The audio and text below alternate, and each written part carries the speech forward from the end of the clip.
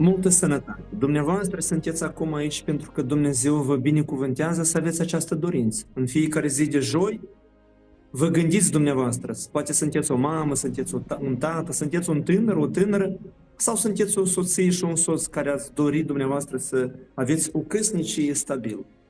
Nu întâmplător dumneavoastră sunteți acum. Dumnezeu vă pune dorința ca să vă apropiați de Dumnealui. Dar așa se întâmplă că sunt niște lucruri care trebuie să dăinuiască și aceasta este posibil doar pentru o credință rațională. Priviți acest verset și după aceasta ne vom ruga împreună. În Evanghelie după Ioan, capitolul 7,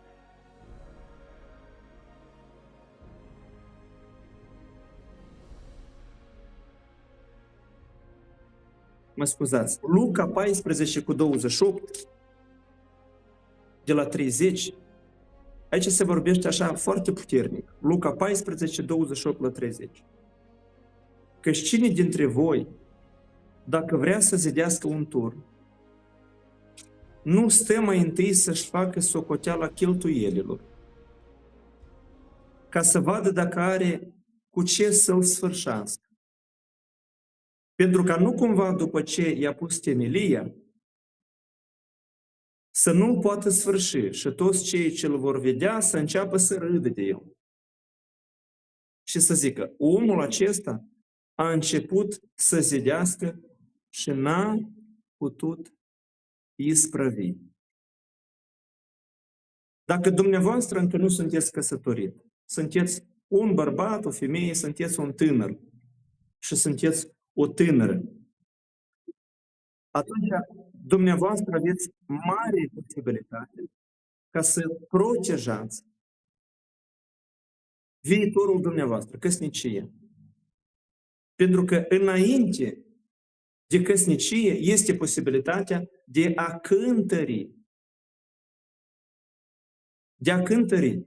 Eu îmi cer scuze pentru că voi vorbi un pic mai dur, dar mai bine să cântărim, mai bine să facem socotelele. Acest om cu care eu sunt în căsnicie este un om de la Dumnezeu, este un om cu sacrificiu, este un om fără egoism, este un om cu altruism, este un om care dorește să facă lucrarea Domnului, este un om care dorește să facă, să-L bucure pe Domnul, este o femeie care va bucura bărbatul, este un soț care va avea grijă de soție, de mântuirea a lui și a ei.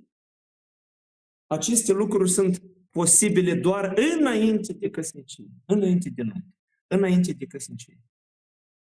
Din cauza asta este foarte puternic la Biserica Universală, în toată lumea, pune un accent foarte mare pe a cântări, a analiza, a selecta, a privea, a cântări, a privi cu profunzime. Acest om, această persoană, este cu motivație corectă, cu năzuința corectă, cu sacrificiu. Este un om altruist. Și aceste lucruri duc la o stabilitate, la o viață fermă, la o binecuvântare. Priviți în jurul nostru ce se întâmplă în vremurile de azi. Câte divorțuri, câte certuri, câte caprici, câte rătăciri.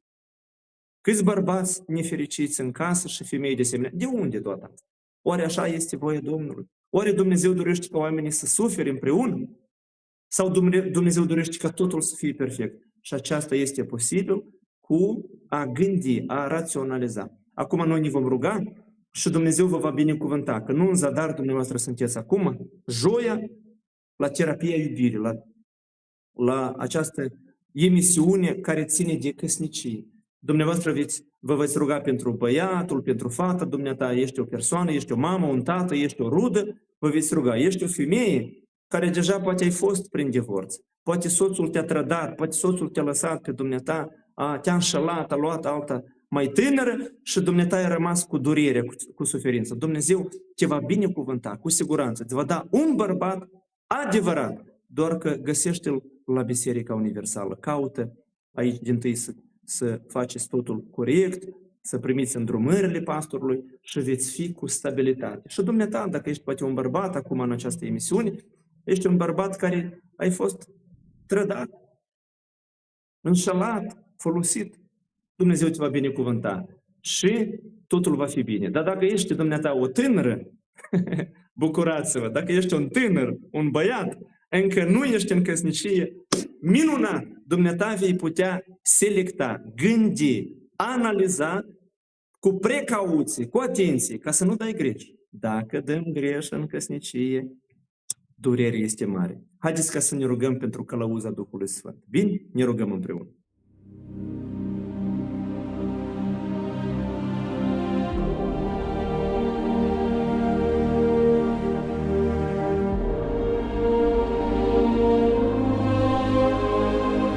Tu ești un tată bun. Dumnezeul nostru, Tatăl nostru. Nu toți oamenii caută sfatul tău. Nu toți oamenii doresc să cunoască voia ta. Nu toți oamenii înțeleg care sunt principiile, care sunt fundamentele, care sunt criteriile. Dar acești oameni, toți împreună care sunt în această emisiune, nu întâmplător sunt acum, în rugăciune. Acest bărbat, această femeie, acest tată, mamă, acest tânăr, această tânără, ei sunt aici pentru că caută fericirea în casa Tatălui meu. Caută fericirea, pacea, siguranță, caută o familie binecuvântată, caută o căsătorie reușită și ei nu doresc să se mai străpungă cu suferință, cu trădarea, cu singurătate. Din cauza asta, în numele Lui Iisus Hristos, binecuvântează, umple cu înțelepciune. Tu ai spus să fim atenți, Doamne, înainte de a zici ceva, necesar să facem calcul, necesar să facem o analiză. Vino și dă înțelepciune. Păzește de decizii pripite, păzește de decizii firești, carnale, de ochii fizici, sunt ochii spirituali.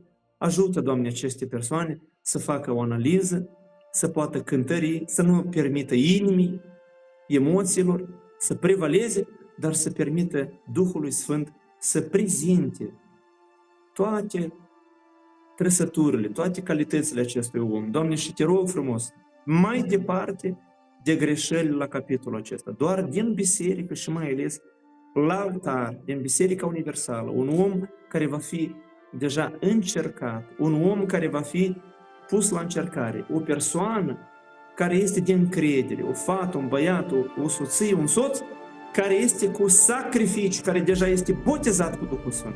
Aceasta te rog, auzi strigătul nostru. Și în numele Lui Iisus Hristos, dumneavoastră care doriți botezul cu Duhul Sfânt, ați înțeles că Duhul Sfânt este temelia căsniciei, Dumnezeu vă binecuvântează. În numele Lui Iisus, vă umple cu Duhul Sfânt. Vă dă Duhul Sfânt prin credință. Primiți Duhul lui Dumnezeu, Duhul dragostei, Duhul înțelepciunii, Duhul care călăuzește, Duhul Sfânt care este Duhul rațional care îl face pe om a gândi și a întemeia lucrurile pe cuvântul Domnului și pe călăuzirea Duhului Sfânt. În numele Lui Iisus Hristos, fiți binecuvântați, așa să fie. Amin.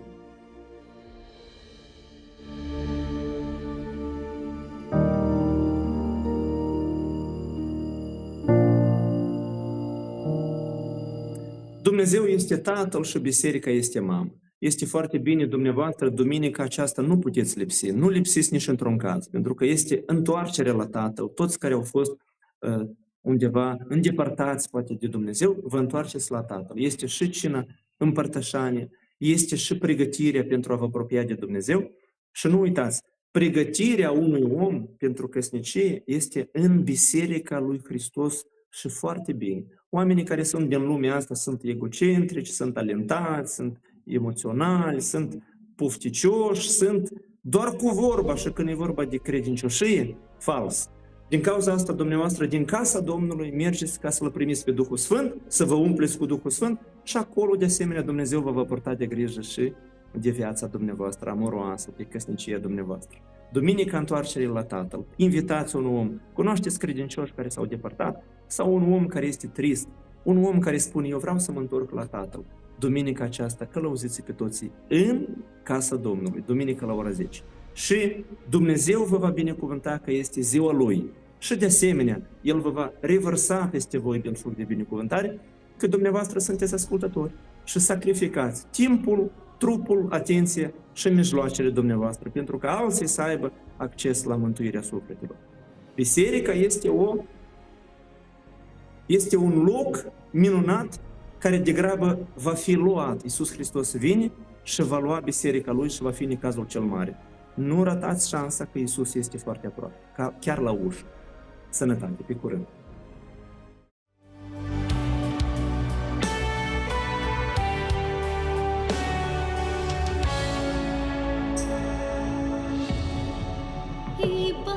Господь Бог есть солнце и щит для тех, кто верит в Него.